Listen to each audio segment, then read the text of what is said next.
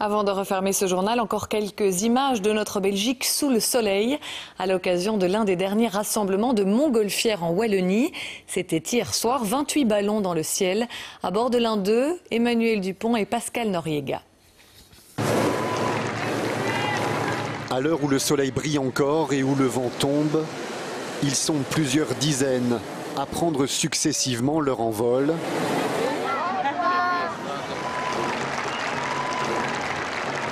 Après avoir chauffé les milliers de mètres cubes d'air contenus dans des enveloppes les plus colorées les unes que les autres. Ok, vous pouvez mettre un peu de poids sous le panier. Ici, le ballon est déjà sur la piste, que les passagers n'ont pas encore embarqué. Parmi eux, Vincent et Nelly, visiblement pas très rassurés avant de monter à bord. Vous avez le vertige ? Oui, un petit peu, mais à ce qui paraît, c'est la montée qui est un petit peu difficile. Et une fois qu'on est là-haut, on ressent plus du tout le vertige. On est parti! Et voilà, on vole. Alléluia.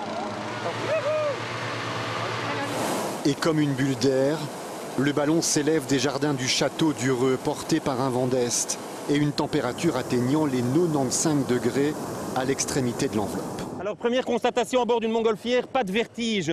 Une fois qu'on n'a plus de contact avec la terre ferme, le phénomène du vertige disparaît complètement. La meilleure image qu'on puisse avoir, c'est qu'on va vraiment se balader pendant 1 heure, debout sur un nuage. Et de toute évidence, les 10 passagers emmenés par Michel, lui qui pilote depuis 15 ans, sont bien sur leur petit nuage. Le ballon survole les champs du Hainaut à perte de vue, puis descend flirter avec le plateau des Vaches, histoire de livrer quelques frissons.